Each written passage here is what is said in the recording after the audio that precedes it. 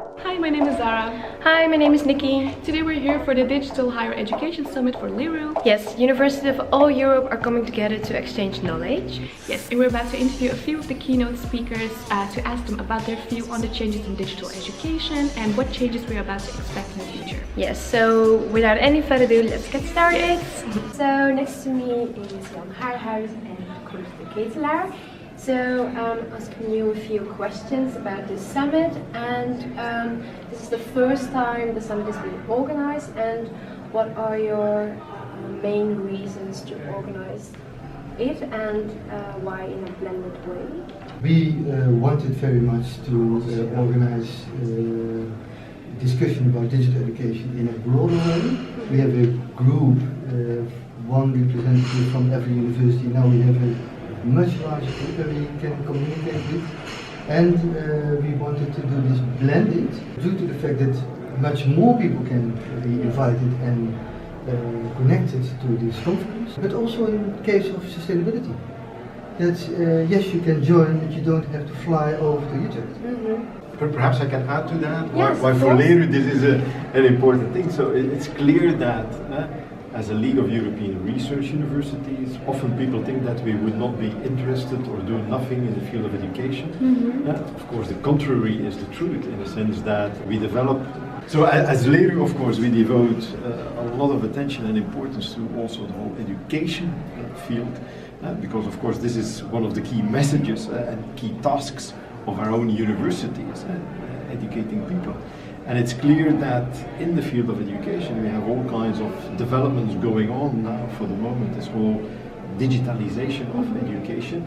And it's clear that also there LERU wants to accomplish its two missions, the two goals that we have as an organization. Namely, on the one hand, make sure that we exchange best practices among our 23 members, and the group of Jan is doing fantastic work on that point, making sure that everybody learns from each other, is developing joint platforms, materials, tools and things like that. But on the other hand, we have also seen that education is at this point in time, end of 2018, one of the key priorities of the European Union, something what a lot of people didn't expect 2-3 years ago. Education now has risen to the top of the EU agenda, and digital education is there one of their key priorities. And that's also the reason why we have tonight here the Director General of DG Education and Culture, because she will present the Digital Education Action Plan that the Commission adopted earlier this year. And it's clear that also for LERU as a lobby group, that we have to be able to influence also the implementation of this action plan.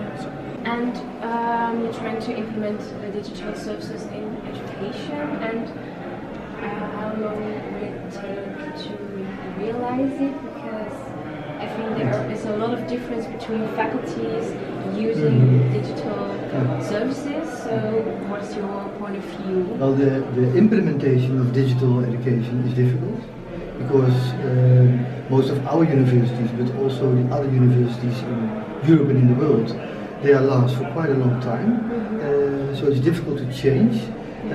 Therefore, within this conference, we have also paid specific attention to change, how you manage change. So in the conference we have on the one side practice in digital education. We have also pay attention on research in digital education, because that's also important. What's working, what's not working, we want to know that, because we are research intensive universities. But also on a more statistical level, how are we going to manage to implement digital education, and what approach would be working and what approach is not working. Do we know that from a scientific point of view?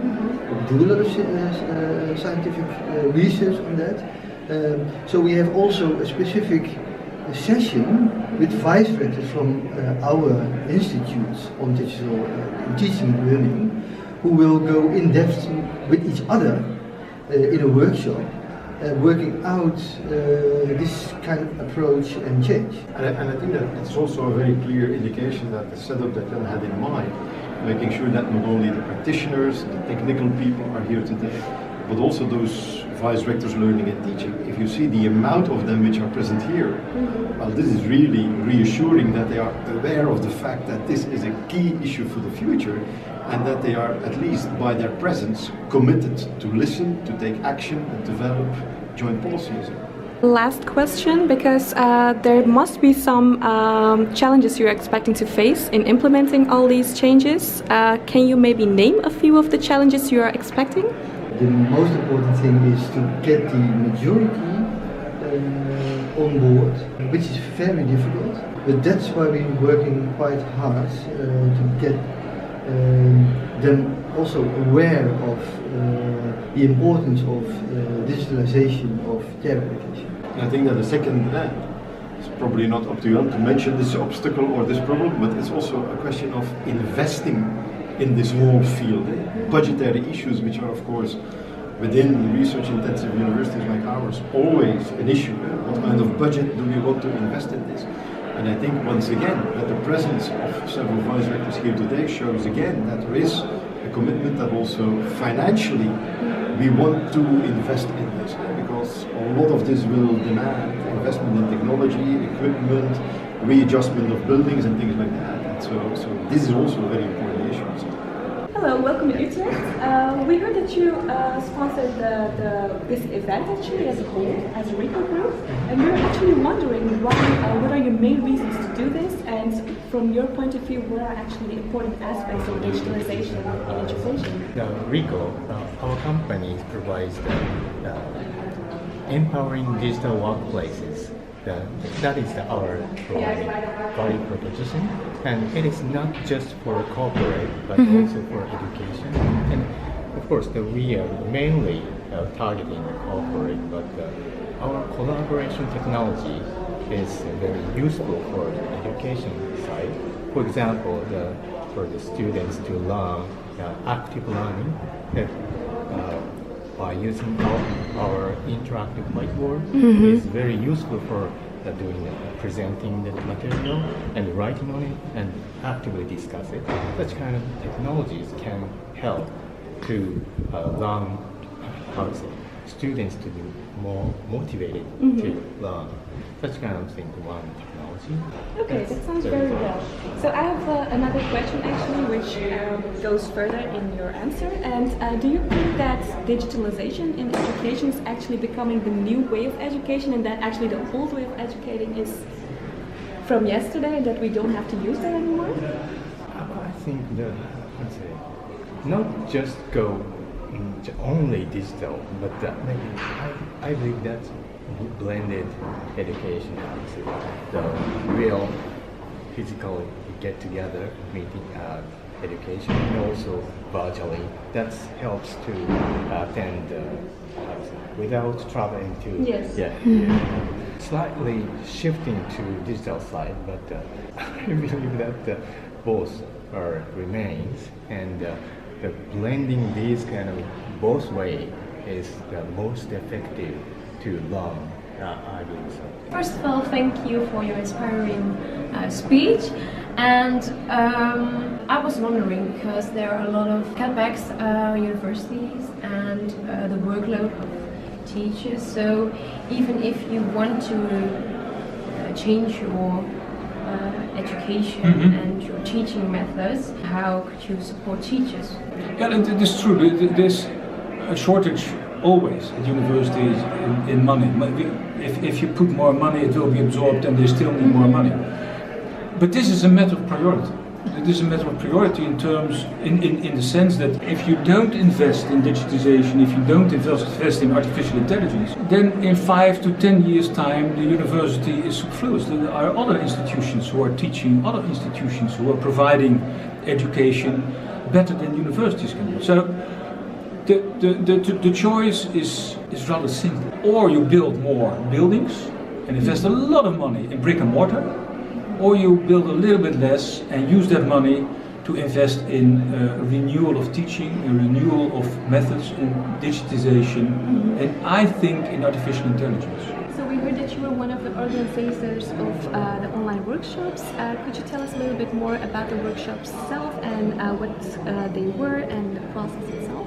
Together with Annelien Kozemans of the KU Leuven, I'm chairing the task group academic development in this thematic group on digital education. And once we decided on the topics, we looked for experts within our own LERU group who are willing to present their research on academic development or their stories about academic development in a webinar. And we had 3 of them.